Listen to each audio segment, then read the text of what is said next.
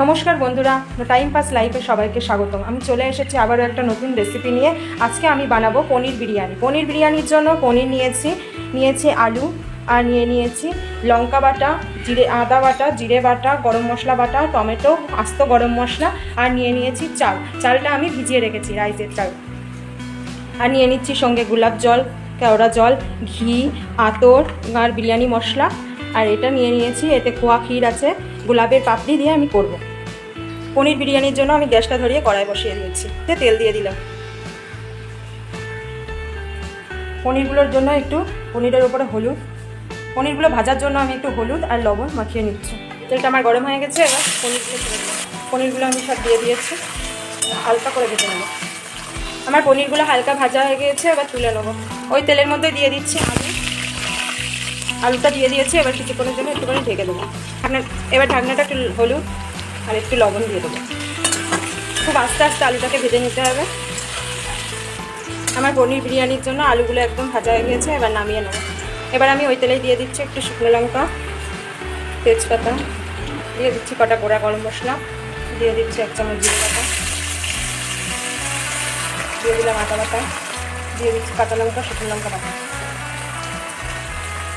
ওর মধ্যে দিয়ে দিচ্ছি কটা টমেটো কুচি, দিয়ে দিলাম লবণ, হলুদ গুঁড়ো, 2-1 দানা মিষ্টি। মশলাটাকে আমি কষিয়ে নেবো যতক্ষণ মশলা থেকে তেল না ছাড়ছে। দেখুন বন্ধুরা, আমার মশলাটা একদম কষানো হয়ে গিয়েছে। এবার দিয়ে দেবো ভেজে রাখা আলুটা, দিয়ে দিয়েছি ভেজে রাখা আলু, বেশ ভালো করে কষিয়ে নেবো। এবার দিয়ে দিচ্ছি ভেজে রাখা পনির।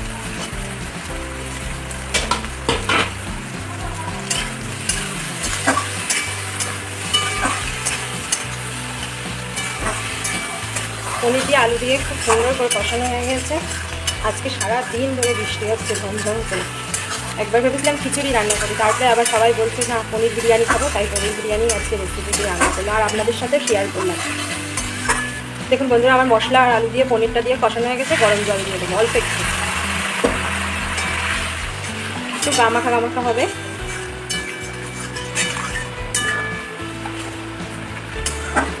আমি বিরিয়ানির জন্য চালটাকে 1 ঘন্টা ভিজিয়ে রেখেছি। দেখুন আমার চালটা কীভাবে ভালো করে ভিজে উঠেছে। এবার আমি একটা হাঁড়ি বসিয়ে দেবো। আমি হাঁড়িতে জল বসিয়ে দিয়েছি, এবার রাইসটা করে নেবো। দেখুন বন্ধুরা, আমার বিরিয়ানির যে লেয়ারটা দেবো তার জন্য পনিরটা রেডি হয়ে গেছে। এতে দিয়ে দেবো 1 চামচ কেওড়া জল, দিয়ে দেবো খুবই সামান্য একটু গোলাপ জল, দিয়ে দিচ্ছি একটু ঘি, দিয়ে দিলাম একটু বিরিয়ানির মশলা, আর উপর দিয়ে দিচ্ছি একটু গরম মশলা। সমস্ত মশলা একটু ভালো করে মিশিয়ে নেবো। পনির আলু দিয়ে কষাটা আমার কিন্তু তো রেডি হয়ে গিয়েছে। এবার নামিয়ে নেব।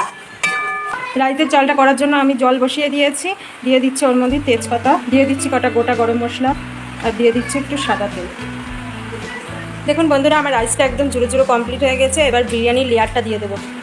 আমি ভাতের লেয়ারটা দেওয়ার জন্য হাঁড়িটার ভিতরে তেজপাতা পাতিয়ে নিয়েছি। আপনারা চাইলে কলা পাতাও দিতে পারেন। আমার কাছে এখন কলা পাতা নেই বলে আমি তেজপাতায় পাতিয়ে নিয়েছি। এবার দিয়ে দেবো ভাত, রাইসের চালটা। এবার ওর মধ্যে দিয়ে দিচ্ছি পনির আলু কষাটা।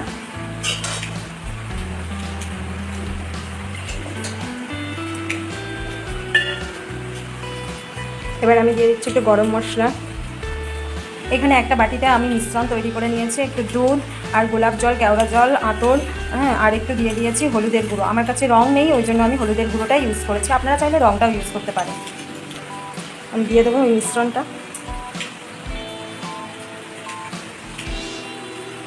আমি এই দুধের মিশ্রণটার মধ্যে একটু চিনি দিয়ে দিচ্ছি, দিয়ে দিলাম 1 চামচ লবণ। এবার লেয়ারে দিয়ে দিচ্ছি একটু ঘি, দিয়ে দেবো 1 চামচ সাদা তেল, দিয়ে দিচ্ছি বিরিয়ানি মশলা, দিয়ে দিচ্ছি একটু গুঁড়ো আমুল দুধ। এটা অপশনাল, আপনারা দিতেও পারেন নাও দিতে পারেন। এমন করে আমি প্রত্যেকটা লেয়ার তৈরি করে নেব। দেখুন বন্ধুরা, আমার বিরিয়ানির হাঁড়িটা একদম রেডি হয়ে গিয়েছে। এবার ঢাকনাতে বসিয়ে দেবো গ্যাসের উপর। দেখুন বন্ধুরা, আমি গ্যাসের উপরে হাঁড়িটা বসিয়ে দিয়েছি অন্তত 15 থেকে 20 মিনিট ভাপ হবে। বন্ধুরা, আমি 20 মিনিট পরে হাঁড়িটা নামিয়ে নিয়ে এসেছি। আমার পনির বিরিয়ানিটা কতটা ঝরঝরে হয়েছে। আমার পনির বিরিয়ানিটা তৈরি হয়ে গেছে। সঙ্গে আছে আলুর দম। আলু টিপি আমার চ্যানেলে দেওয়া আছে। প্লিজ অবশ্যই আমার চ্যানেলটাকে সাবস্ক্রাইব করে আমার আগ্রহটাকে একটু বাড়ান।